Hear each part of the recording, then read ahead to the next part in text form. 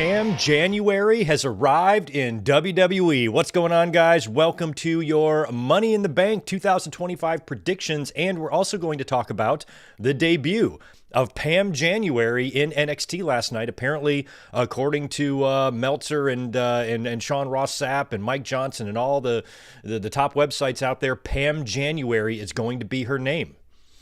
I'm kidding. I don't know what her name is going to be, but Mariah May is in NXT, showed up there last night, and I wasn't sure when I was going to come up here and do my predictions for Money in the Bank. I was thinking maybe tomorrow would be better, but once she showed up last night, I'm like, all right, we're going to do it on Wednesday before AEW Dynamite. So unfortunately, I'm not going to be here tonight to watch Dynamite. I wanted to come up and give you this video first, and we'll be wrapping it up before Dynamite goes live, and we have a big 4-hour block of AEW tonight. They're going to be doing an AEW Dynamite and Collision show back-to-back. So 4 hours of AEW coming at you tonight. We'll talk about that a little bit later and the card you're going to expect tonight that honestly looks very small if they're doing 2 shows. So I'm not sure if there's some matches missing there. I don't know what, but big night for AEW tonight. And we will be done with this stream and podcast way before they go live. So today, we're going to mostly just talk about this coming Saturday's Money in the Bank. We're going to predict all 4, count them, 4 matches, I believe, is all we're going to have. I think if they were going to add a 5th, we would have gotten it on Monday night, unless they add one on the go-home SmackDown on Friday, but it's not looking like that's going to be the case. So we're going to be getting 4 matches on Money in the Bank, 3 of which are multi-wrestler matches. Only one one-on-one match on the entire card, as I need to have Tito figure out what he's going to do. Come on, buddy. Come on, get out of here. Go on. There you go. Sorry. Seems like every time I go live, Tito has to figure out where he wants to sit, and he constantly endangers my setup here, so I had to get rid of him. So, we're going to predict all 4 matches at Money in the Bank, but I have a lot to say about every match, because I think every match is going to have implications creatively on what they're going to do in the future with SummerSlam, with Evolution, with even with Saturday night's main event. So I've got some ideas, and I don't know if my men's and women's Money in the Bank matches that I'm predicting are going to necessarily shock you. I know one won't, but maybe the other one will. And there's a lot of other questions, to be raised. Like, for example, Stephanie Vicaire and Chad Gable are both working double duty. I think Stephanie will likely win her Worlds Collide match, but not the Money in the Bank. But is Gable really going to work double duty and lose both? I'm really actually thinking that El Grande Americano has a legitimate chance to win the men's Money in the Bank. And I'll do my predictions later, but when I thought about that, I'm like, man, they could really do some crazy storylines, especially with this, with these rumors we've been hearing about Triple H not being a fan of the concept. I'm like, I could see him giving that briefcase to El Grande Americano, who then, I guess, would be allowed to cash it in as Chad Gable after he's been insisting that it's not the same person. Now he's going to say, oh yeah, it was me all along. Is that going to be legal? I would love for Chad Gable to win the briefcase and cash in on Jey Uso, but he would have to win the briefcase as El Grande Americano, and he would either have to cash it in on a AAA championship or revert back into Chad Gable and win the World Heavyweight Championship on Raw. That would be tremendous. But they could also do it where he's going to cash in on AAA or something. You got Solo Sikoa in that men's Money in the Bank match. What if he wins and cashes in on Jacob? The fact that Triple H doesn't like this match concept means I wouldn't put anything past him, but stay tuned for who I'm really going to pick to win the men's Money in the Bank later on. Other than that, we'll touch a little bit on Monday's Raw. I didn't see all of it. I was really interested in both Money in the Bank qualifiers, so I did take a look at those. And I saw a couple of other clips of the show, but I didn't really see all of Raw, so we're not going to review it. We're just going to talk about a couple of things. And that's pretty much it for today. Probably just like a 90-minute podcast. We'll bust this out, and we will get out of here. Thank you so much for being here today. Going to say hello to everybody in the chat, and then we will get going here. I know it's kind of a weird Wednesday afternoon podcast, so many people might not know I'm live right now, as Tito really needs to figure out what he's going to do or he's going to drive me crazy. Pardon me. Hey, buddy. Okay, you're good. Okay, just stay put, whatever you do. All right, buddy. There we go. Just had to wrangle Tito. You know how that is. And Tito is very close to a...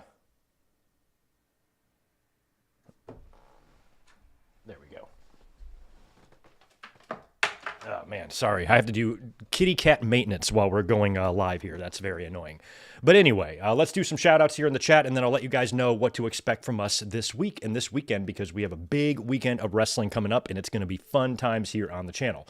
Let's see. Good to see Rodrigo, Tatanani, Melissa, Ryan Dempsey, Zach Palgett, William Cullen. Lost my place. The new one. Good to see Avante. We got King Bling Blah. We've got Tony. We have Zane G, David Brown, Ben Espinoza. Denny Down Bad is here. Shell Shock. We have Michael Kumo. And as you guys can see here, we have those new little community crown things, little community leaderboard there that resets for each stream. So the more you engage and do stuff in the chat, the higher your little score there becomes, I suppose, is what they're doing there. Good to see everybody this afternoon. Here's what we have coming up this week on the channel. Obviously, we're here right now to do Money in the Bank predictions, and we will be here on Saturday to watch and review Money in the Bank. So we're going to be doing a watch along and review on Saturday. I will not be watching along Worlds Collide. I will be watching it, but I believe that airs pretty early, so we'll probably just talk about that show in the Money in the Bank review later that night. So a long night of streaming on Saturday for Money in the Bank. We're going to watch it and we're going to review it. Then on Sunday, as we talked about this past Sunday when we were watching Great American Bash 1998 together, we were trying to think of which pay-per-view to watch this coming Sunday, and I think we pretty much agreed on King of the Ring 2001. I still have to give you guys a link and set that stream up. I haven't done that yet, so I'll probably do that tonight. So keep a lookout on the channel. In the next couple of days, you will see a link for Sunday's watch-along. Then this coming Monday, that's the big June 9th Raw that has the Jey Uso and Gunther championship match. So we could see some major things go down, possibly even a cash-in. Depending on what happens, we could actually see that, I think. So it's going to be an important Raw, so I'll probably be here just to review it, but you never know. We might watch along that bad boy as well, but I think we'll be up here probably just to review it. That way we can elaborate more in podcast form about Money in the Bank and, you know, where we're going in the future. So let's count on probably just a review for Monday. So watch along and review on Saturday, watch along on Sunday, and review on Monday. So big weekend coming up. Just stay tuned. We'll try to find time somewhere in there to talk about whatever we see on tonight's Dynamite Fighter Fest and Collision combo. So hopefully we see some good stuff there. But that's kind of what's coming up on the channel here this week. Zane G dropping in $5 for us. Thank you so much. How about WWE roster being banned from wearing Truth merchandise? I wasn't sure if that was a thing. Was there some internal memo that went out telling the roster not to wear his merch? I think they can wear whatever merch they want in public, but like if they're in a backstage segment on Raw, maybe they don't want them wearing R-Truth merch. I don't know. But I feel like if I'm a talent, I'm probably just not going to wear it either anyway. But obviously R-Truth has been receiving a lot of support ever since that news broke on Sunday night. I did drop a video on Monday ahead of Monday Night Raw talking about the entire R-Truth situation and release, as you know, based on the news that we knew at the time, and giving my thoughts on it. So if you haven't seen that video, please check that out from Monday.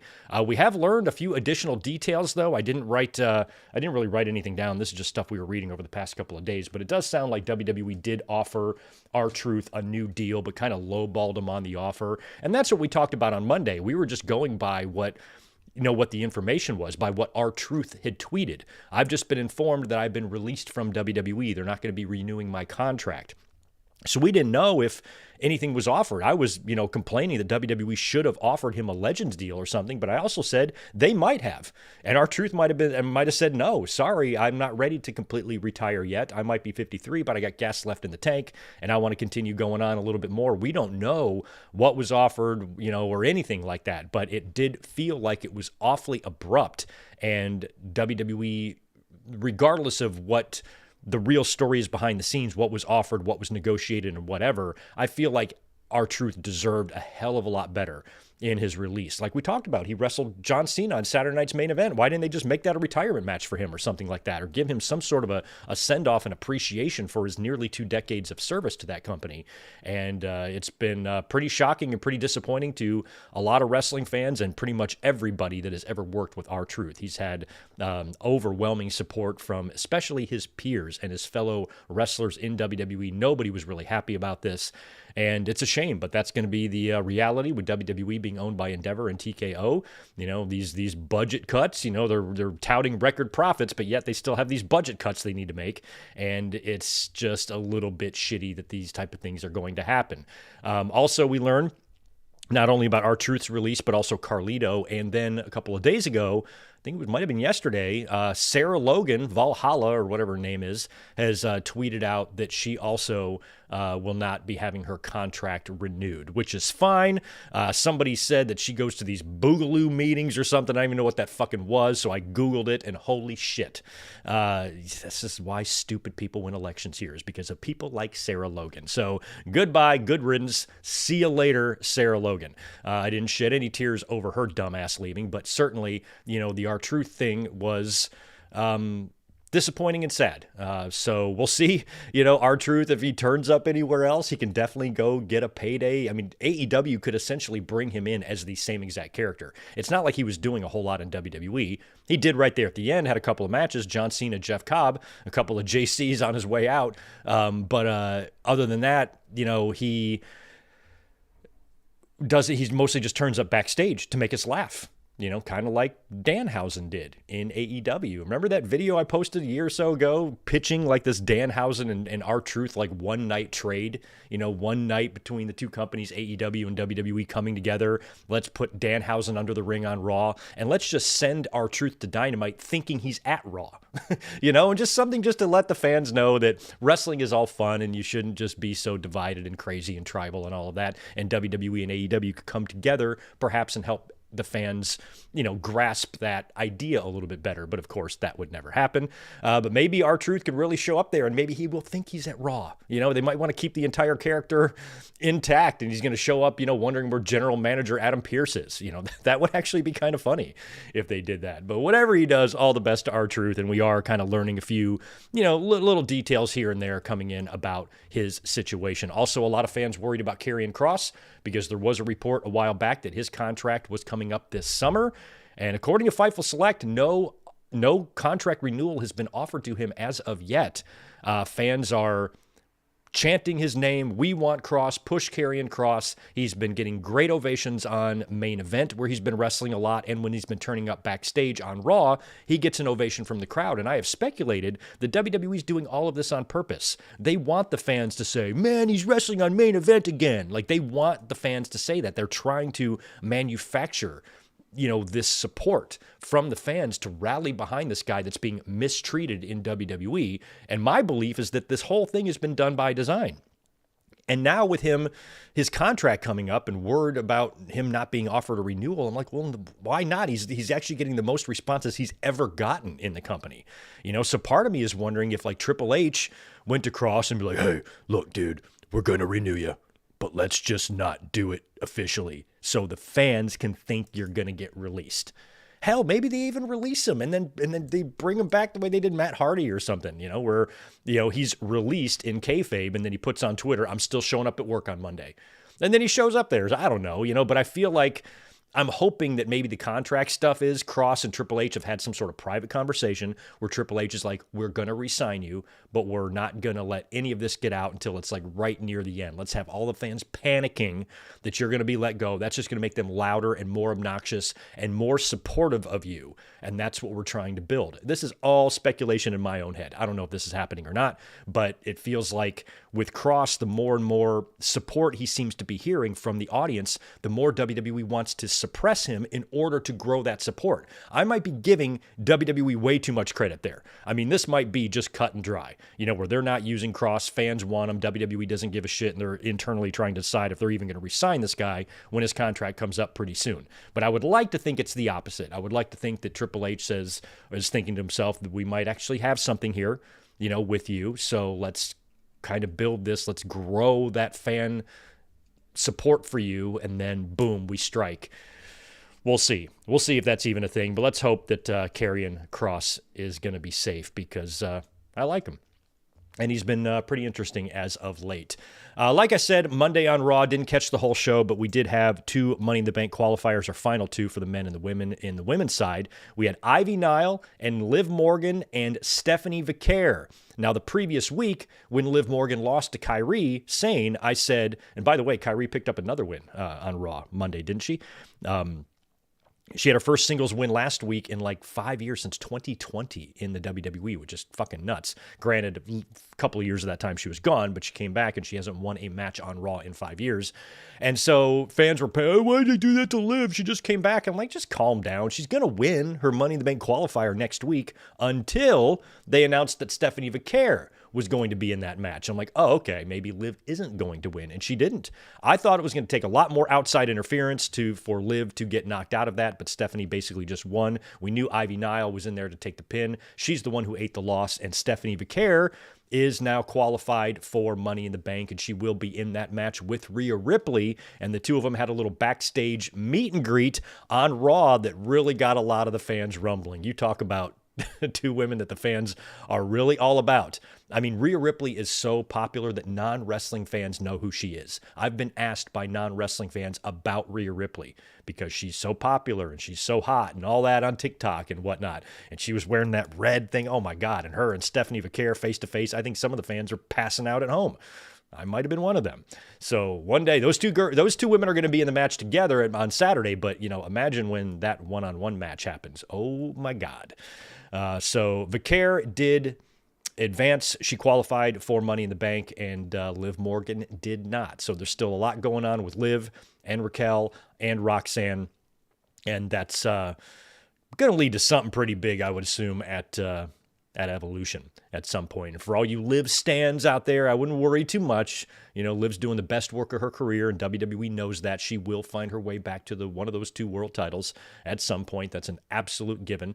And at the very least, maybe one of the secondary titles. There's a US and IC there now as well, and she's currently a tag team champion. So there's probably going to be very little time in the next few years where Liv Morgan is not going to have some sort of championship around her waist. So if you're a Liv stan with a Liv stan account, calm your nerves. Everything's going to be okay. Go have a sandwich and please, for the love of fucking God, seek therapy. The other big Money in the Bank qualifier was El Grande Americano taking on AJ Styles and CM Punk in a triple threat. This is the first time Punk and AJ have shared a ring in 2 decades, which was cool. And when you watch the match, I was kind of hoping that the fans would react a little bit more for when they locked up for the first time. But I know the fans appreciated it, but it wasn't getting the roar that I was hoping it would get. I don't think a lot of fans really understood the magnitude of those 2 guys being in the ring together at the same time for the first time in so long, considering both of their ages. And incidentally, Monday night was the 48th birthday of AJ Styles. AJ is 3 months older than me, as I'll be 48 in September. So El Grande Americano, as we kind of thought, got the win here. I was thinking originally, prior to this match being announced, that Punk should win. You should put Punk and Rollins in the Money in the Bank together. That way they can kind of cancel each other out and really be fighting amongst themselves. Plus, it adds a little bit more star power in that match, having Punk in there. But the more I thought about it, and I'm like, Punk, fans are going to want Punk to win that. And I wouldn't put Punk in there if he's not going to win it. So having El Grande win, and we knew the possibility of Rollins and his crew coming down and interfering. They did. They cost Punk the match with Breaker and Bronson showing up there and beating him down, allowing El Grande to get the win. I think AJ came in with that phenomenal forearm, and Grande headbutted him with the steel plate in his head right to the face, pins AJ Styles, and El Grande Americano has qualified for Money in the Bank. And like I said earlier, I mean, he does have a legitimate chance to win it because of what they could do with him. And I don't know if you noticed on Monday Night Raw, somebody had posted a screenshot of El Grande Americano's boots, and the boots had the initial CG. Well, I did some digging into that. Apparently, El Grande, trying to get over the border from Mexico into the U.S., all of his luggage was detained, and he didn't get his wrestling boots. And he was asking around for everybody, all the wrestlers, if they had an extra pair of boots, and nobody had any. The only person that had any boots was Chelsea Green. And she had like 3 extra pair, and she loaned El Grande Americano a pair of her boots for him to get through that match. So I think we owe Chelsea Green a big thank you, because without her, El Grande Americano would have had to wrestle barefoot, and he might not have won that match. So when you did a close-up of his boots, you saw CG on there. So thank you, Chelsea Green, for hooking up El Grande with some gear for Monday. Otherwise, he would have been out there looking like a 1980s Samoan. So El Grande now is qualified, and I don't know what that's going to mean. I feel like, we've heard the story this week's been floating around, and this is something that's been ongoing. It's not like we just learned this, but apparently Triple H has never liked the Money in the Bank match concept at all. And when you think about it, I forgot who, it might have been Sean Ross Sapp on Twitter. Somebody this week pointed out something that never even occurred to me, and that is that Triple H has never been anywhere near that Money in the Bank briefcase, ever. He's never competed in one of the matches. He's never been cashed in on. He never even sniffed that thing. He's never been within 100 yards of it. I mean, maybe somebody's tried to tease a cash in on him or something. I don't know. But Triple H really never had anything to do on screen with that match concept, which is kind of incredible. I mean, that's a 20-year-old match now. So Triple H was in the ring for several years of this match concept being a thing. And the fact that he was never involved in one of their pay-per-views or one of their matches, and nobody ever tried to come in and cash in on him when he was a champion, is pretty crazy. And a lot of people have been saying, oh, Triple H will just get rid of the match concept. I don't think you can really do that. I don't think the Money in the Bank pay-per-view is going anywhere. It's one of WWE's big 5. It's not like the Hell in the Cell, where that pay-per-view was legitimately stupid. I hated it, and they now got rid of that. Now they're putting Hell in the Cell matches back, on pay-per-views where they're warranted. And I like that. And some people argue you could put the Money in the Bank concept back on WrestleMania like it used to be, and you could. The problem is you have a men's and a women's match now. And when Money in the Bank used to be on WrestleMania, you didn't have both. Now you have 2 nights of WrestleMania. And even though you have 2 nights, though, now you're committing one match on each night to a men's and women's Money in the Bank. That might be too much, And so I don't think it's going to go back to being on WrestleMania or anything like that, because we have now 2 matches. And Triple H not liking the match concept, he's not going to cancel a concept that's successful. This is something that brings in millions of dollars annually. Well, he could just come up with another match concept. It's not that fucking simple. My God, he's not going to do that over a personal preference. Vince McMahon tried to cancel Survivor Series a number of years back, and the people around him were like, you can't do that. So he didn't. He changed his mind. So Triple H might not like this, but luckily for Triple H, it's just once a year. And I don't think, with TKO and everything, you're kind of looking at, so much as finance driven, you know what I mean? And this is a concept that's not been really failing. It's a concept that's so old that it should be getting boring by now, but fans still look forward to it. Every year, they probably sell a fuck ton of those stupid briefcases for little kids to pretend to cash in on the champion at school at recess and stuff, Like, it's a money maker for the company. And for Triple H to want to end that just because of a personal preference isn't smart business at all. I don't care if he's head of creative or COO or whatever the fuck he is. It doesn't make any sense for Triple H to say, I'm going to get rid of this concept. Unless it was a concept that was losing interest, fans didn't care about. There's been a lot of criticisms and complaints about the match and the concept and how these cash-ins are happening.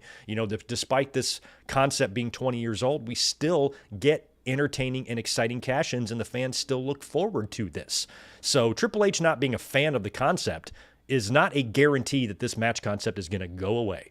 But it could be a possibility that Triple H might have some fun with it. I don't like it, so let's put the belt on, or let's give the briefcase to El Grande Americano, and then he can cash in and then take the mask off to reveal he's Chad Gable and become the World Heavyweight Champion finally in the company. I would love to see that. Or Triple H might want to have even more fun and have El Grande cash in on Vikingo. Or Chad Gable gets a title match and wins the championship, and then El Grande cashes in on Chad Gable. There's all sorts of weird things you can do if El Grande were to win the Money in the Bank. So maybe Triple H not liking the match concept will make him do something a little bit different or weird. And like I said, Solo Sikoa is also in that men's Money in the Bank match, and he's been doing the thing with Jacob lately. So what if he wins and cashes in on Jacob? I don't think that's going to happen either, but I think that I think there's a better chance of Triple H booking some crazy stuff with the Money in the Bank winners than him killing the match concept altogether. They tried that with Austin Theory, winning the U.S. title. They've established that you are allowed to do that, I guess, but that wasn't really that great either. So maybe Triple H plays with it a little bit, but in terms of ending the entire pay-per-view match concept, I do not see that happening because they've already announced next year's. At the very least, we're getting 2 more of these pay-per-views this year, this coming Saturday, and next year in New Orleans. So for the fans that are of this belief, because they read on the internet that Triple H doesn't like Money in the Bank, their immediate thought is that Triple H is going to end it. I don't think Triple H has ever been a fan of this concept, and he's been in charge of WWE for several years now. This match hasn't gone anywhere. So I just don't think Triple H is going to be that type of guy that's, like Vince McMahon, like, I don't like this, let's just get rid of it. It's not about what you like. If the fans enjoy it, my restaurant, we have things on my menu that are big sellers, but I don't personally love them. I'm not getting rid of them on the menu because I don't like chicken or whatever. Everybody else does, and it sells. It makes my restaurant money. Just because I don't like it doesn't mean that my customers don't. And that's the type of, thought process I think Triple H should have here. This concept makes this company money. If I were to end this, we would have to fill that void with something else, and, what could we really do? So I think the Money in the Bank concept is here to stay.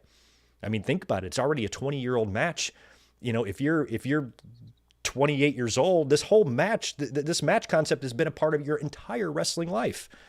For me, I had a nice 28 years of life before I even had to deal with this match concept. But, for, younger fans, you don't know a wrestling world without the Money in the Bank.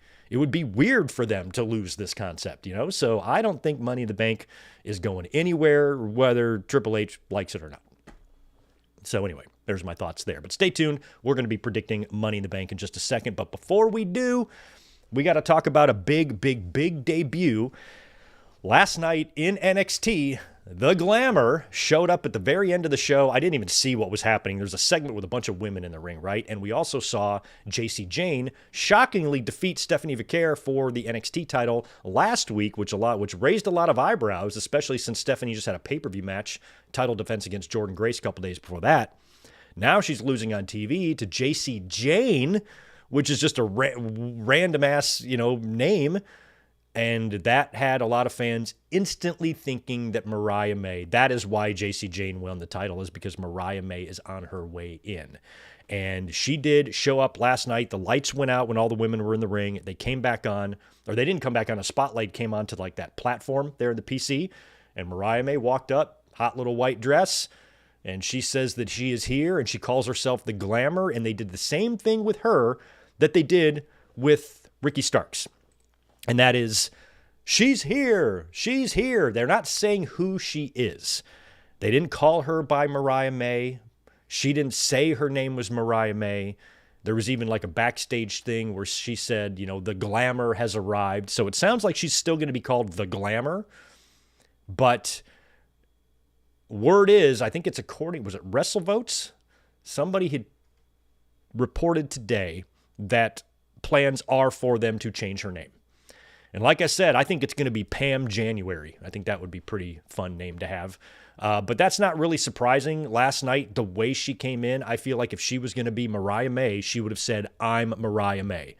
So who's she going to be? M.M. Mateo? Like, what's her name going to be? Give me some ideas there in the chat. It could be Mariah Monroe, somebody brought up. Mariah April May. I don't know what they're going to do. I feel like one of the two names needs to stay. So I feel like she should be Mariah something else.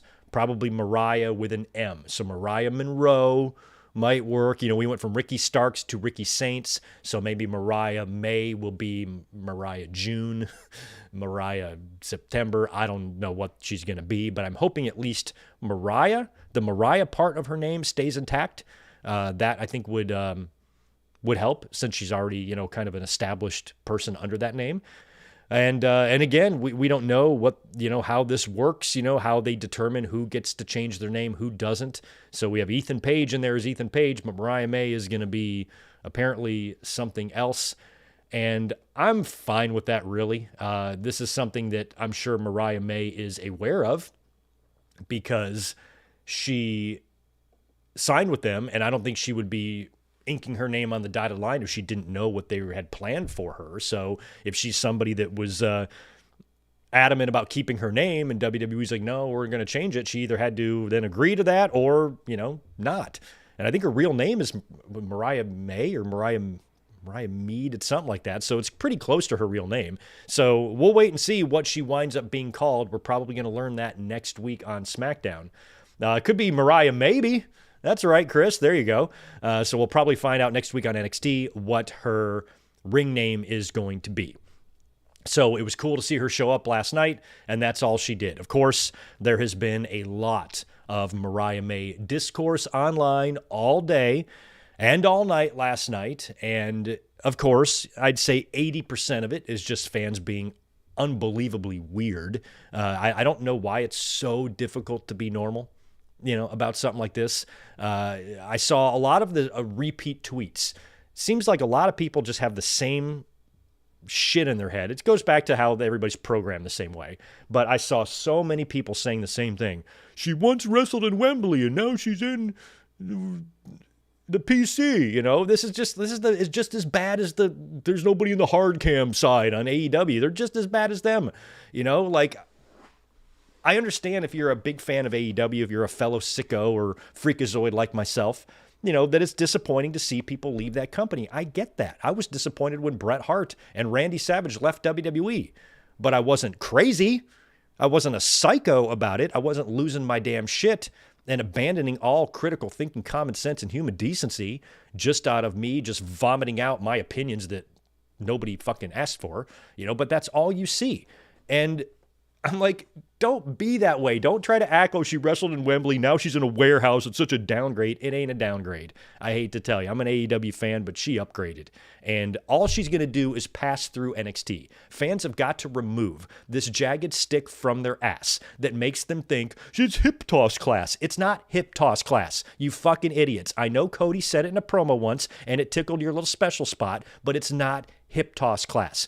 If you are signing with the WWE, I would want to do this. If I'm coming in at the age Mariah is, she's very young, but she's also very experienced. She's coming into a new company who does things different ways. There is nothing wrong with passing through NXT briefly just to get an idea for their production, their people, their management, their vibe, and their timing, their hard cams, where their cameras are, where all their shit is. Just get acclimated, and then on to the main roster. We just saw Ricky Saints, Stephanie Vaquer, and probably Jordan Grace have really brief little stints in NXT before coming to the main roster. There is nothing wrong with that. It doesn't mean that WWE thinks you need work and developmental. We don't know what they think with Mariah May, but I feel like fans believe that if you go to NXT first, they think that WWE thinks that person needs training or needs to wrestle. It's not always like that. Maybe in some cases it is. Maybe Jade Cargill needs some reps in there, but Ricky Saints doesn't, but they need him to transition into the WWE way of doing things. It's a very different place than where they've worked previously. And if you're starting a brand new job, like somebody like me, I've been in the restaurant business for 32 years. I've spent 15 years at the same place, the last 15 years at the same place. But if I were to be hired as a GM of some, other restaurant, big successful restaurant like downtown, guess what? I would have to train. I wouldn't be able to go in there and run the shit on day one. I would have to learn their way, how they do things. I understand how I've always done things, but the way I always have done things might not be the way they do things. And you're going to have to learn that. It's not going to take you long, but you're going to have to train a little bit, even though you're very knowledgeable and very capable and very smart and probably better than all the people that are at your new place, you still have to train and get acclimated to those waters. And I think the fans simplify things so much in their heads that they think, oh, she's going to developmental after wrestling and all that great stuff she did in AEW. Jesus Christ. Come on, freakazoids. You have to be better than the other side. The WWE, tribal, Fed stand, MAGA-like trolls, don't be worse than them, Like, this is okay. There are two competing companies, and wrestlers are going to go from one place to the other all the time. This is going to be a regular thing. You should know this by now. We've already had some whoppers, man. Cody, Punk, Jade, Miro, Black, now Mariah May, all coming from that side over here. And for a while, it was going the other way. It was Moxley and Adam Cole and Danielson. It was going the other way. This is what happens when you have two companies who both can compete financially with each other. AEW might not be as big as WWE, but their wallet is bigger. And I feel like Tony Khan could outbid anybody that he wants to. And sometimes it's not going to be a matter of just financial stuff. It can be personal dreams and personal aspirations, which is why Mariah May signed with WWE. Everybody knew that. We heard this story, kind of broke right before WrestleMania that word is Mariah May was going to leave, and it was always her dream to go to WWE. And a lot of these younger, wrestlers coming up, WWE banks on that. WWE banks on wrestling, on wrestlers, young wrestlers growing up on WWE and wanting to be a part of that. It's their dream. And a couple of hours after NXT, Mariah May updated her bio, and it just says WWE Superstar. I'm not saying you have to like WWE. Lord knows they gross me the fuck out 90% of the time. But how can you not be happy for this woman who's living out a personal and professional dream? This is where she's always wanted to be. So at least for her sake, you should be happy for her. And so I'm done with Mariah May and I'm blah, blah, blah, whatever. It's your right to have those emotions. It's fine. But you can balance these things in your head. I'm no fan of some of the disgusting behavior that we know about in WWE, and they've been making no friends all year long. It's been like a PR nightmare with that company. They've been trying their best to alienate us. All the shit they talked WrestleMania week, about the fans, the people that they put on their show, that comedian last week that called us all the R word a few months back, they put him on Raw. They're releasing universally beloved talents, charging $20,000 for nosebleed seats at WrestleMania. Not to mention the former owner is in the middle of a sex trafficking and sex assault lawsuit. His wife is getting absolutely humiliated right now in her role as education secretary, where the fuck she is. She's an idiot. And there's so much just ugliness about the company. But the wrestlers there are just trying to do their job and make their living. And if this is where Mariah May has always wanted to go, I know what it's like to be a fan growing up. 25 years ago, I thought about going to wrestling school. Oh man, I could work in WWE one day. We all had those dreams. We know what it's like. Try to put yourself in her shoes. She's actually getting to live it. So for no other reason, I'm happy for her because of that. She's a real downgrade. Whatever you want to think there, Sparky, but she chose this. This is what she chose to do. What are you doing? Working the register at Home Depot? Fuck off with that. You got no reason or no business judging anybody for doing what they want to do. This is where she wanted to go. It's not like she had no other choice. She had to go there. She signed with AEW. She fulfilled her contract. She used AEW as a stepping stone. Maybe she did.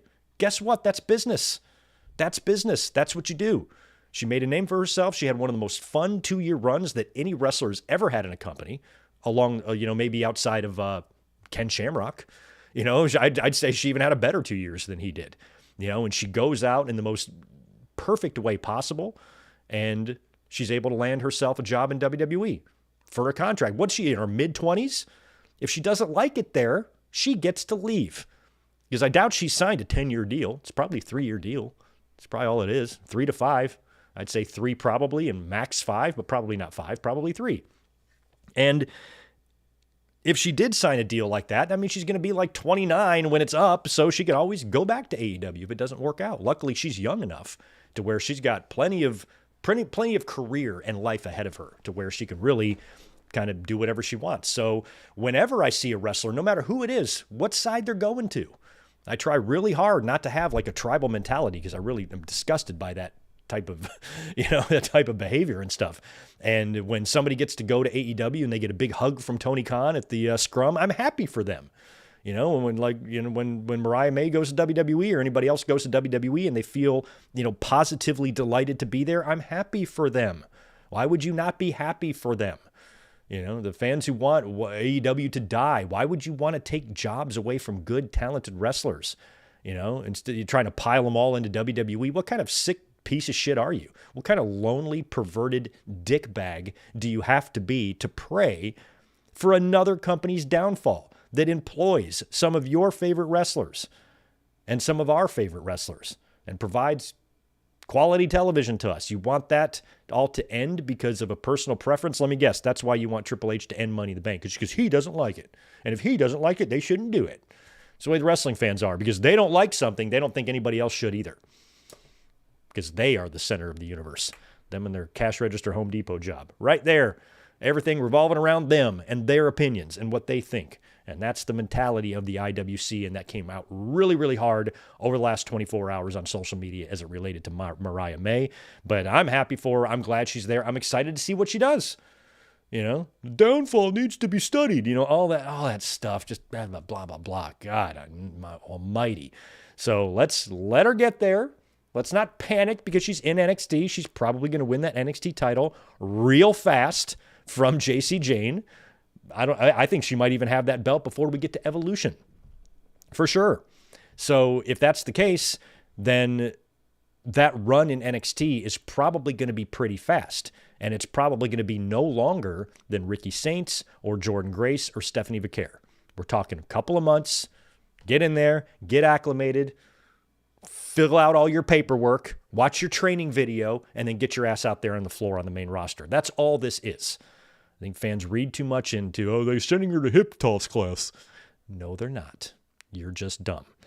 Anyway, that's the latest there with Mariah May. Now we got to predict MITB. Stands for Money in the Bank, in case you didn't know. Before we do that, let's knock out a couple of super chats here. And we'll jump into predictions. Chris Ludek. What's up, bro? Thanks for the 10. Apparently, Liv Morgan's stalker was caught outside the Performance Center. This crap has to stop. My friend in LA was being stalked by her ex, and I told her that if it continues, I'll be dealing with you. Should. I did read something about that, but I wasn't sure the context of it. I did see something about a stalker being detained at the Performance Center.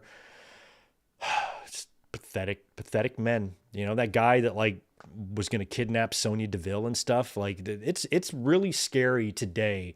In today's day and age, if you are a celebrity or a person of note, especially if you're a woman, and now with social media, back years ago, you had no connection to these people.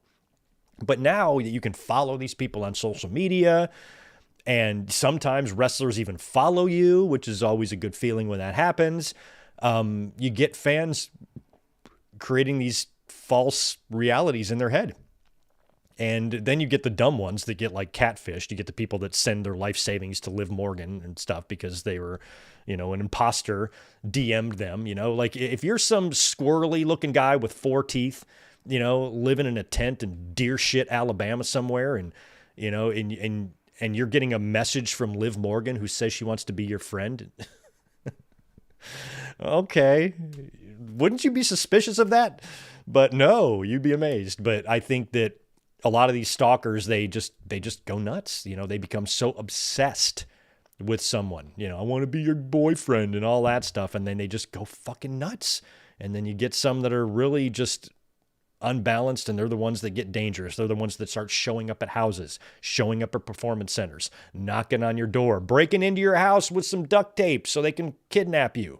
It's just crazy. I wish that Sonya Deville would have gotten her hands on that little fucker that night. She probably would have broke his damn neck in her house. But it's unfortunate, and I really hope that it never gets to the point where anybody is legitimately attacked or something like that. So I don't know the details behind the stalker, and if he was caught by police, if there's going to be charges filed, anything like that. But whatever it is, I hope they throw the book at him. Yo, want to welcome Ryan Dempsey to the family. Thanks for joining up and becoming a member, my friend. Ryan Adams has got 5 for us. Even if Triple H hates the match, they still have had fun matches and finishes to it. The Becky Bayley Io spot was fantastic. That was one thing I was saying earlier this week, too, about the Money in the Bank. I'm like, they're still providing good matches. Like, ladder matches are so played out, man.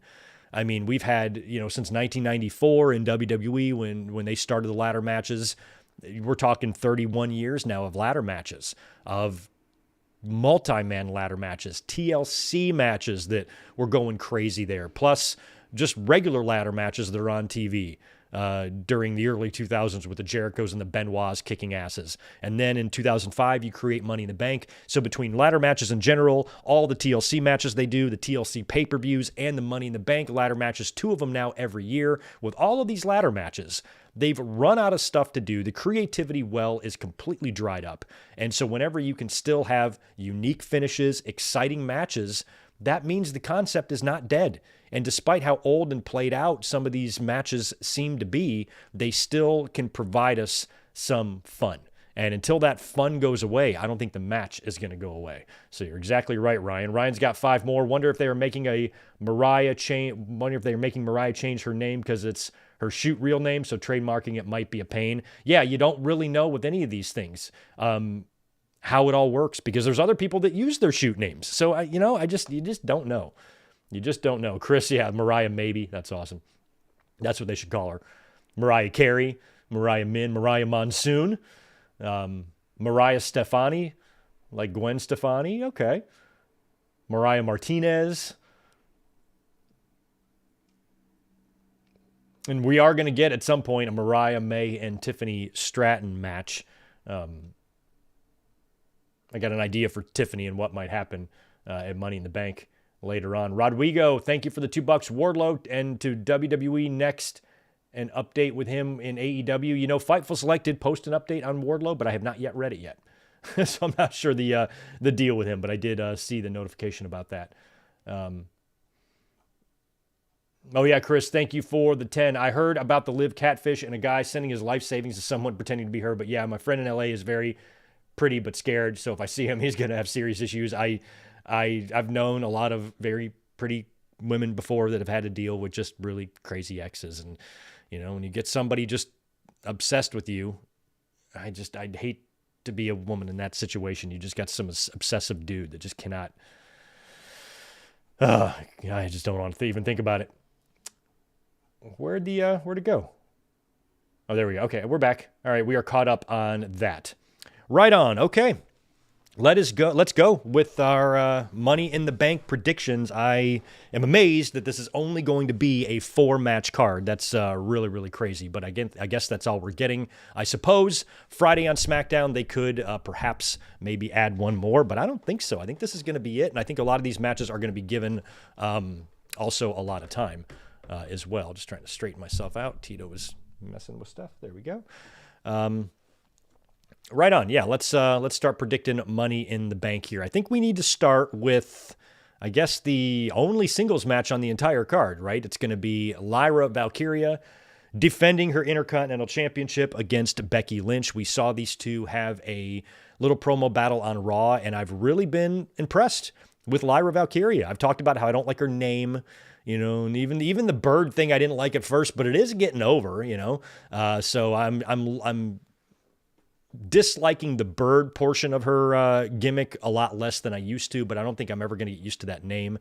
A lot of fans don't understand what I'm talking about. They think the name is perfectly fine, and that's probably just because you've been tailored to so many of these stupid names. But like Lyra Valkyria and like Roman Reigns and names like that, I just hate. I just don't like them. I just wish they'd come up with something a little bit less comic booky sounding, But I think with Lyra, she's going to be someone, and Braun Breaker is another example. She's going to be someone who I'm going to quickly get over the name, because she is really, I feel like they are, every test that WWE's been giving her, she's been passing with flying colors. And I said that a couple of weeks ago when she was on Raw, on the mic, interacting with Becky. And I'm like, Becky is regarded as one of the best on the mic. She drives me a little crazy, because when Becky speaks, she does these big, deep gasps of breath between her promo. Roddy Piper used to do that a little bit, but Becky's like every time in between her sentences, and it just drives me nuts. But she's still a good promo, and she can really go off when she wants to. She can get the fans, behind what she's saying, even when she's a heel. And to have Lyra out there with her, that's a big test. And Lyra has held her own every time. I feel like Lyra has just about everything. She looks like a star. She looks great. She's good in the ring, and she can hold her own on the microphone. She really can. She's not shy. She's not timid. She doesn't seem like she's forcing her lines, like reading rehearsed lines type of thing, or overacting or anything like that. She comes off pretty natural on the mic, and I've been loving that about her. I understand why she got called up. She's great. She's a good, awesome little fucking worker. And when I see Lyra Valkyria and I see Stephanie Vicaire, and you already have people like Rhea Ripley on the roster, I think the next generation, this latest crop of women's wrestlers, the women's wrestling in WWE anyway is going to be in really good hands with these women. I feel like Lyra and Stephanie will have horsewomen level success, if not greater. And I think that the next big crop of like your chunk of 4 or 5 big names, your Ripleys, your Vicaires, maybe your Jades, whoever you want to add in there, Bianca, that I think they're even going to be better than the 4 horsewomen, because 10 years ago in 2015, we were finally moving away from that stupid Divas era, and we had Charlotte, we had Sasha, we had Bayley, we had Becky, we already had AJ Lee there, and Paige. We had some women wrestlers coming in, but there was still like kind of a leftover diva effect there, and we've still been trying to shake all of that off.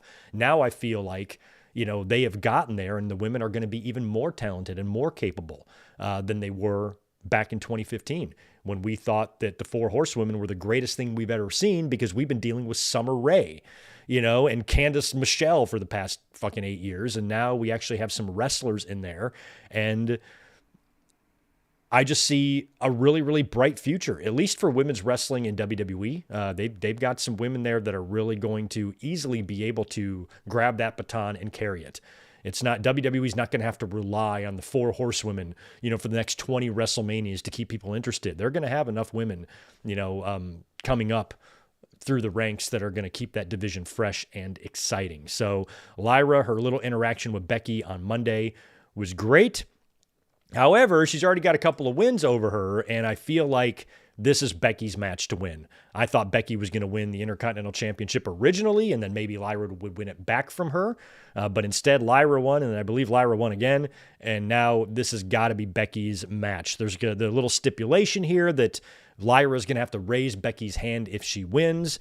And I think having Becky's name on that Intercontinental Championship lineage is definitely something that WWE would want.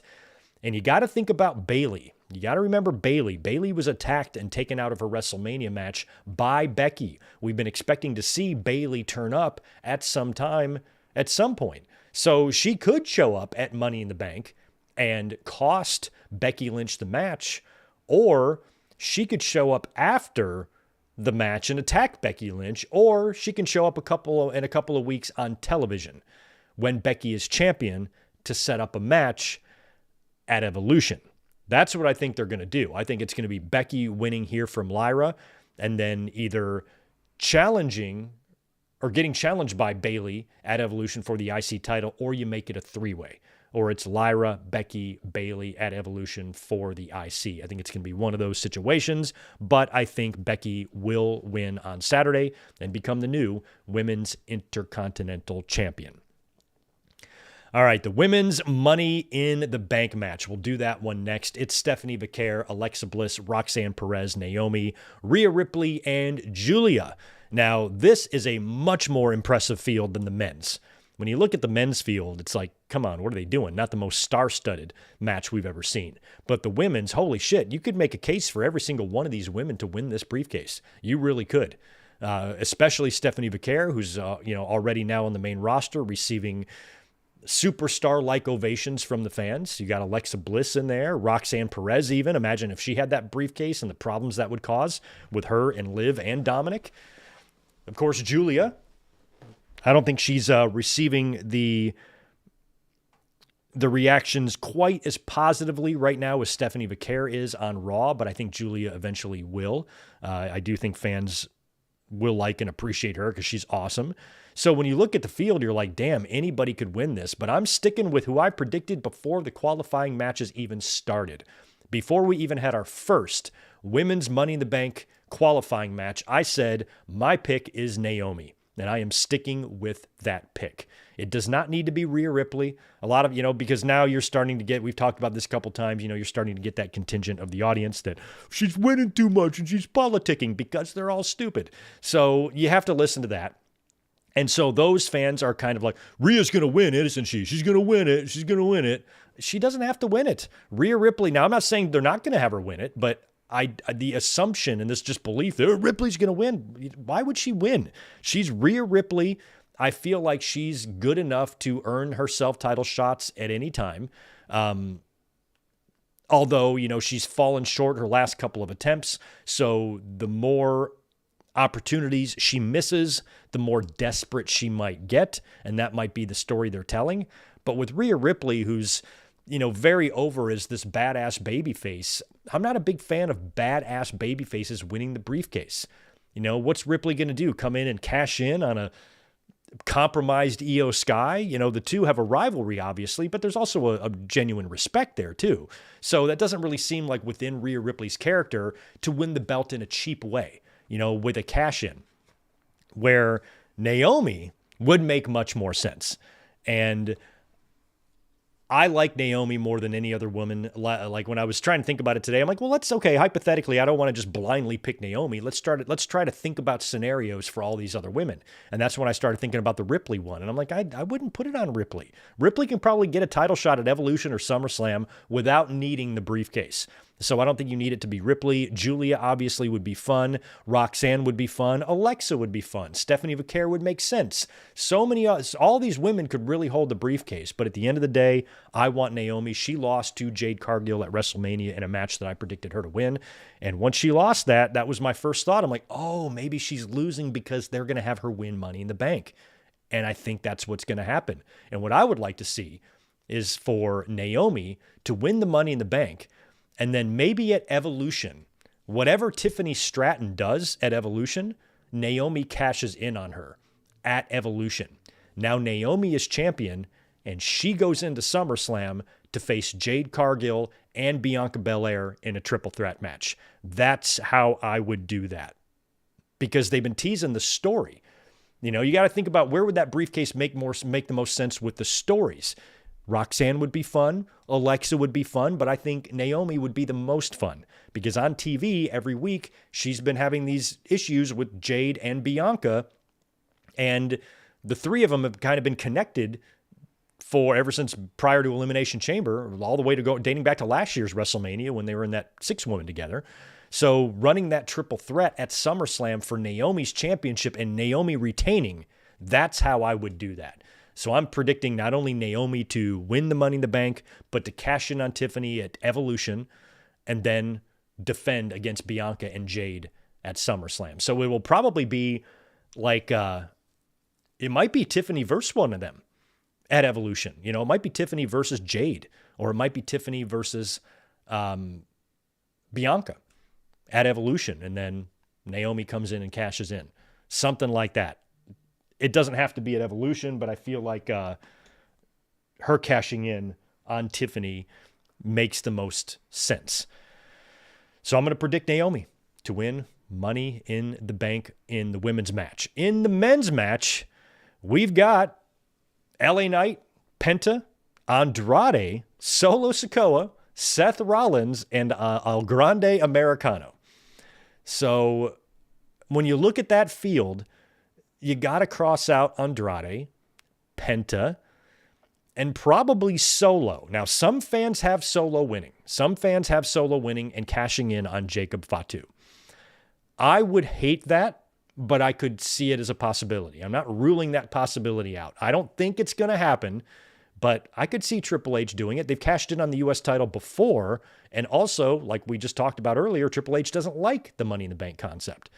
So the Money in the Bank concept Who cares what you do with the briefcases after the fact? You get the pay-per-view done, you make all your money from that, and then you can have your fun with the briefcases. Maybe Triple H wants to try something like that and have Solo cash in on Jacob, but that wouldn't be that intriguing to me. I don't want to see that.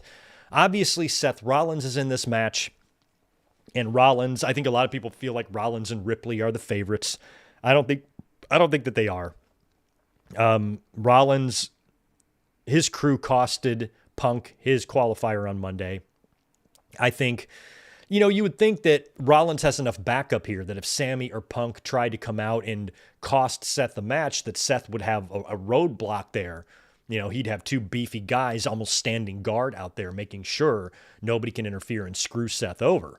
Maybe they, remember when, what was it, when the Nation put the forklift in front of DX's locker room door?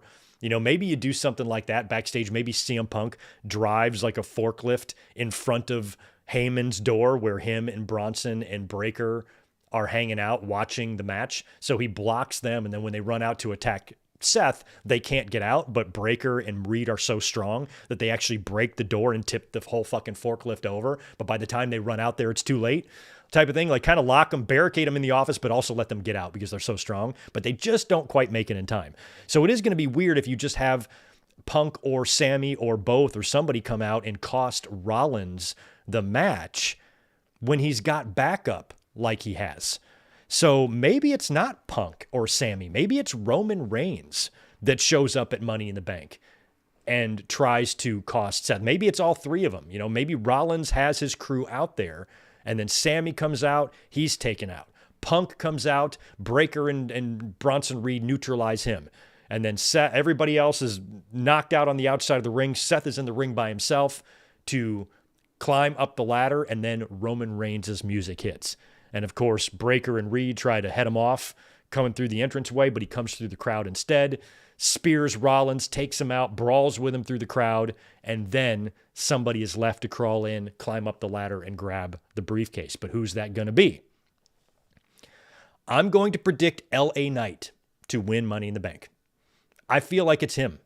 Obviously, I am concerned about El Grande Americano, because is that human going to work double duty and lose both matches? That seems unlikely, unless Gable wins the Mega Championship. Now, Vikingo just won it from Alberto a couple of days ago. So is he just going to win it just to pass it right to Gable? So if Gable wins at Worlds Collide, then I'm going to be feeling much better about my LA Knight pick. But if Gable loses at Worlds Collide, I think El Grande Americano has a legitimate chance to win this briefcase.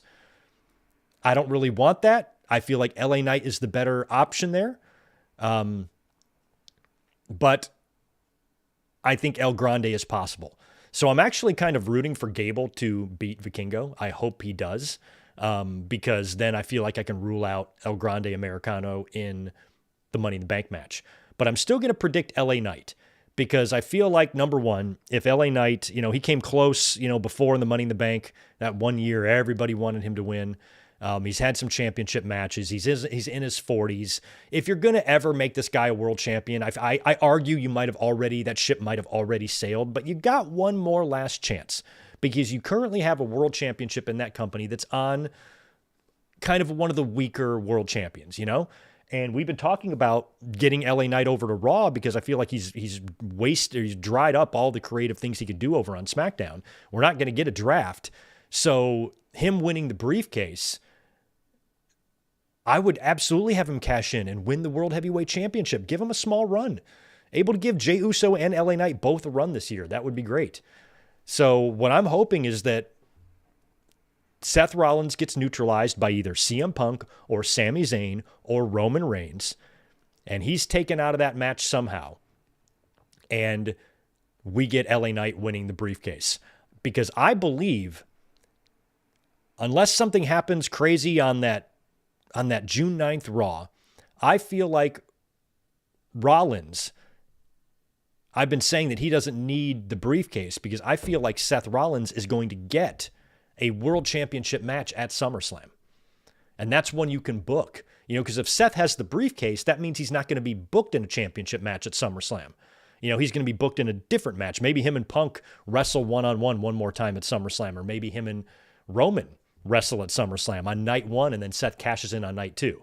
So I could see a scenario like that, but I feel like Rollins should probably just be able to get a title match at SummerSlam anyway. Unless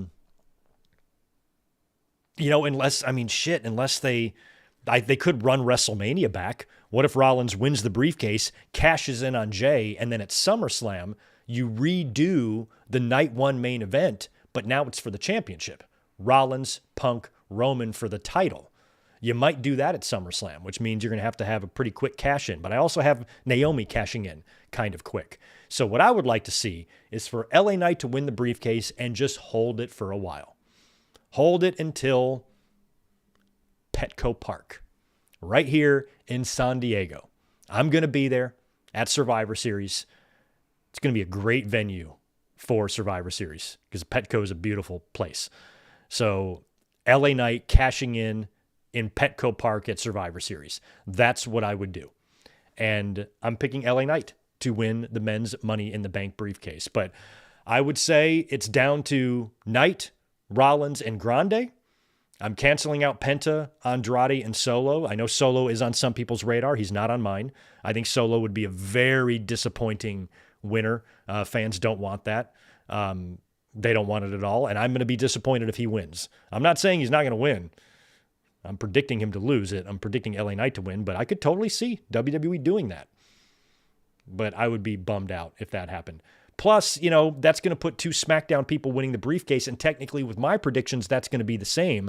But I feel like LA Knight is going to figure out a way to get to Raw somehow. I don't know how they're going to do it, or what they're going to do, or what kind of excuse they're going to use, or transfer portal, or Aldis and Pierce conversation. I don't know how any of that's going to happen. But I feel like LA Knight will eventually be a Raw person, so we'll have his briefcase on Raw and Naomi's on SmackDown. So LA Knight is who I think should win, and I think this is Triple H's chance just to make this guy a world champion one time. Give him the title at Survivor Series, have him cash in at Petco Park, and he drops it at the Royal Rumble. It's a big deal, Something like that I think would be fun. So LA Knight is who I have winning the men's Money in the Bank match. And that leaves us what I believe is going to be the main event because both world champions are in this match. It's Cody Rhodes and world heavyweight champion Jey Uso taking on Logan Paul and WWE Undisputed World Champion John Cena. I'm not that interested in this match, to be honest. I never really even gave this match a ton of thought in terms of who I think is going to win. I'm just not that interested in it. I mean, obviously it's continuing the Cody and Cena saga. And when you look at the 4 men in this match, to me, there's only one person that can take a pin here, and that's Logan Paul. I'd be surprised if Cody Rhodes was pinned in 2 consecutive pay-per-views. That would be wild. So I feel like Cody and Jay, this is their match to win. It's Logan Paul is there to take the pin. Unless, that's not a guarantee, though. I do suppose that Cody Rhodes could pin John Cena, furthering their issue because at some point Cody's going to be challenging for that championship, and it's probably going to be Cody and Cena at SummerSlam is probably what they're going to do because Cody is involved with Cena. He's targeting Cena. He wants his title back. You can't stall until December to do that match. It's going to have to be at SummerSlam. They're facing on pay-per-view here. So I feel like it's definitely possible that Cena could get pinned here, and then Cody will be like, hey, I pinned you. I want you at SummerSlam, and that could happen. So I'm not completely convinced that Logan is 100% taking the pin. I do think it could be John Cena as well, but I don't think you're going to pin Cody, and I really wouldn't be pinning Jay, although it probably wouldn't matter too much as he does have a match on Monday that he could very well win. But I think I'm going to go with the baby faces here, Cody Rhodes and Jey Uso, to beat John Cena and Logan Paul. And here's one scenario that I would love to see happen. Again, it's fantasy booking, and sometimes when we have ideas, it's completely the opposite of what WWE has on their mind. Prior to Money in the Bank and this match being announced, we all heard rumors about Travis Scott being a part of a tag team match with John Cena. And then all of a sudden, those reports kind of went away. Maybe WWE saw the negative reaction that Travis Scott got in the main event of WrestleMania and said, we better not do that. But that doesn't sound like something WWE does. I feel like Triple H and WWE, they love having these big-time celebrities that don't really belong, involved there. And Travis Scott, they brought him out in the main event of WrestleMania. I'd be surprised if we never saw him again, or if we didn't see him again. I'd be surprised. I feel like he's going to turn back up. Apparently, he has been training to take bumps, so a lot of people were thinking he was going to be involved in an actual in-ring match, but maybe he's not. Maybe he's just going to come in and interfere. He interfered at WrestleMania. Why not interfere at Money in the Bank? And if he were to come out and interfere and somehow try to get involved physically in this match, since he's already been a part of the Cody Rhodes and John Cena story, he was present for John Cena's heel turn, bashed Cody in the head with a real Idaho. Then he showed up at WrestleMania. They interacted again. It stands to reason he should show up here. Only this time, Cody Rhodes sees this. He understands that, hey, they're probably going to have Travis Scott come out here and interfere, putting us at a disadvantage. It just so happens I have a very good friend that now works here that I'm going to have in my back pocket watching our backs. And when Travis Scott hits the ring to try to interrupt or disrupt this match in any way, he is neutralized by none other than Ricky Saints, Cody's good friend who just dropped his North American title at NXT, with a lot of fans assuming we should be seeing him on the main roster pretty soon. Since we just saw Vicaire show up on Raw, Ricky Saints would be a great guy to have on SmackDown. And I think if Ricky Saints shows up in this main event to take out Travis Scott, what a way to debut Ricky Saints on the main roster.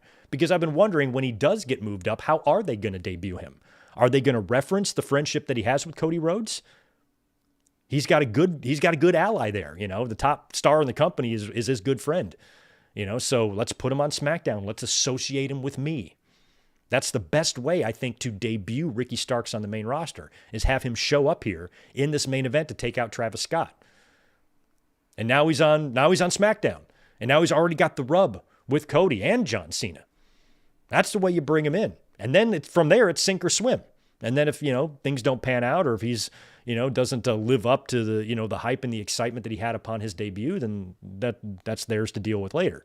But you always want to wonder, what's the most effective way I could bring in somebody? And I think that would be way more fun than with Ricky Saints than just showing up on the main roster and starting to have matches, Bring him in and involve him in something right away, something big. And him, fighting alongside Cody or showing up to help Cody out, I think would be perfect. So I'm going with Cody and Jay. Remains to be seen if we get Travis Scott at all. We might not even see his ass out there at all, but I feel like we will. We got him at Elimination Chamber and we got him at WrestleMania. I feel like we're going to get him at Money in the Bank. And I think having Ricky Saints with Cody, backing him up would be a perfect way to debut him. So there you go. Just to recap, I've got Becky winning the Intercontinental title over Lyra Valkyria. I've got Naomi winning the women's Money in the Bank. I believe she will then cash in on Tiffany and then face Bianca and Jade Cargill in a triple threat match at SummerSlam. I've got LA Knight winning the men's Money in the Bank, eventually cashing it in and on Jey Uso.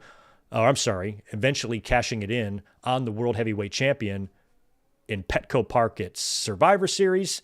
And I have Jey Uso and Cody Rhodes defeating John Cena and Logan Paul, possibly with the appearance of Travis Scott and Ricky Saints.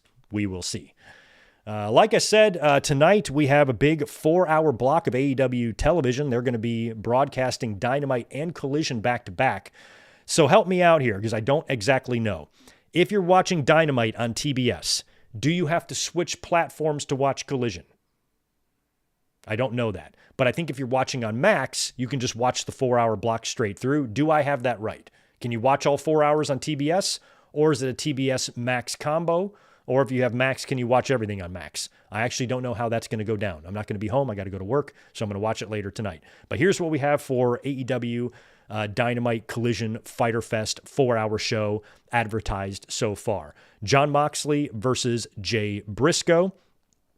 Kenny Omega is defending his international title against all 3 qualifiers in the matches we saw the previous week on TV.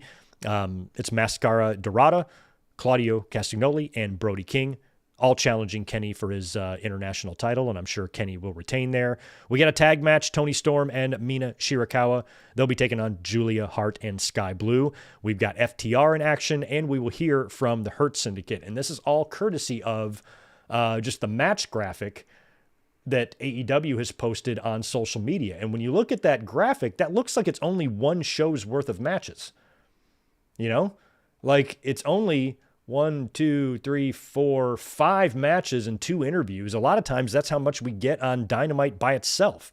So I don't know how much of that is Collision and how much of that is Dynamite. I'm a little bit confused about how all this is going to go down tonight, because when I look at the advertisements, you know, or when I look at the match rundown, I'm not seeing any more matches than that.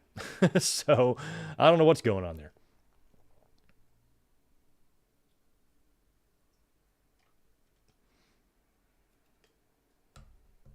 Oh, yeah. A DQ finish, man. I don't know. I don't want to do a DQ finish at Money in the Bank. I think you can do a finish there. I'd rather see that. This is a pay-per-view. There's only 4 matches.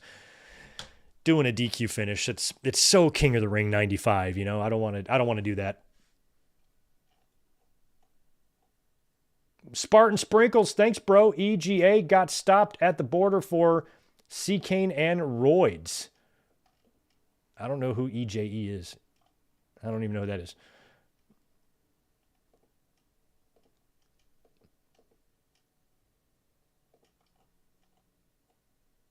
Juliet, hooking up. Wee Wee Almighty with a channel membership. Thanks for that. Ryan Adams, thanks for the 5. Mariah Monroe, playoff Marilyn Monroe. She would 29 with a 3-year deal, 31 with a 5-year deal, and definitely be in the Rumble. Of course, she's going to be in the Rumble. She's going to be on main roster way before the Royal Rumble. She'll be on the main roster before the summer is over, I would think. You know, I think fucking Labor Day at the latest, we could see her there, maybe even earlier. I feel like Mariah May is just passing through the same way Ricky Saints did and the same way Stephanie Vaquer did. I think it's going to be a pretty short run for her in NXT.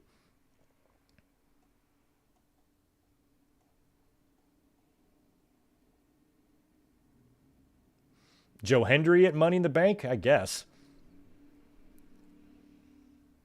21 years ago, TNA Impact debuted. Holy crap.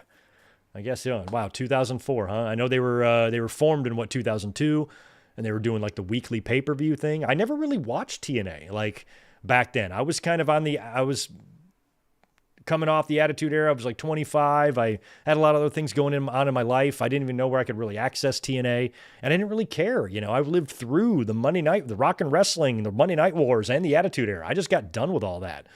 What's a 6-sided ring in Orlando going to do for me, you know? Like, I just couldn't have cared less. Didn't care. Did not care. And for the longest time about TNA, now I can look back on them and appreciate them so much more, going back and watching some of their classic matches. But at the time, I had just lived through the 2 greatest eras the business has ever seen. And wrestling, there was nothing I was going to see in wrestling that was going to really dazzle me.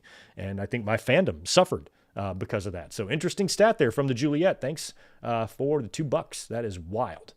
Wild, wild.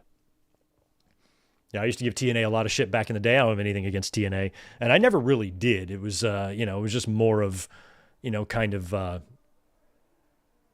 incorrect perceptions of who they were and whatnot. I'm like, yeah, they're just an alternative to WWE. That's all we need. Stop trying to think that they're going to take over and put them out of business. I would love that to happen, don't get me wrong, but it's not going to, and fans need to stop believing that. So I think it was kind of more spawned out of that. But looking back now, it's a lot like WCW too. There's plenty of WCW pay-per-views that I didn't watch, that we watch now in the watch-alongs. I'm like, like Great American Bash 98. I thought I had seen that show. But then somebody in the chat mentioned that they were running Game 6 of the NBA Finals that night. I'm like, no, I was watching the game, so I did not see Great American Bash. So going back and being able to appreciate these shows now, back when I was a younger fan, when I might have been anti-WCW or anti-TNA, it's you kind of see the good that they really did and what they did have to offer. And we've watched some TNA shows that have been tremendous. So 21 years, that's incredible that they're still going and they've had that amount of longevity. They are the cockroaches of the wrestling business. You cannot kill them. But anyway, we're going to have to kill this stream because I've got to get out of here now. So thank you so much for hanging out. Enjoy Dynamite Fighter Fest Collision tonight. Let me know how all of it goes. If any of you, Ryan, I know you always do, but if anybody wants to give me any updates on social media tonight on Twitter, please do. I'll be checking my phone. Zane G's got 10 more for us. Why won't WWE just send the wrestlers to NXT for a while, and when they are ready to bring them back, they can, instead of releasing them? Well, I don't know. I think I think a lot of the releases have to do with, budget cuts and things like that. So it's not about that. Unless you mean like send them to NXT, like on an NXT deal where they can pay them NXT money, but I doubt any wrestler is going to take that deal. Maybe some would, but I don't know if that would fly with a lot of people. Hey, we're going to take away your multi-million-dollar deal and give you NXT money until we're ready to bring you back. I don't know if that's realistic, but I think, at least the reason that R-Truth was given is, like budget cuts, and that's what might happen. Triple H might get a memo from Endeavor or TKO saying you need to shed $4 million in wrestler salary, and you got 72 hours to decide who you're cutting. And then, that he's just got to do what he's told in that situation. So we don't really know how it all really works. It's just unfortunate. That's all we know. And I hate that R-Truth is gone. It's sad. And now I have to go because I have to go to work. So you guys enjoy the rest of your evening tonight. Enjoy AEW Dynamite. Don't forget, we'll be here all this week to do a lot of stuff. So you're going to start seeing links hit the channel probably by tonight. We'll have Saturday's Money in the Bank watch along and review link ready to go. We'll have Sunday's watch along link ready to go. And we'll probably even have Mondays as well. So in the next 24 hours, I will have all those links on the channel ready for you guys right at the top of the page for all of our weekend festivities. Let me know what you think in the chat and in the comments below if you're watching this on demand and who you're predicting to win all the matches on Saturday at Money in the Bank. And I'll talk to you guys in just a couple days. Thank you so much for being here. Catch you soon. Peace.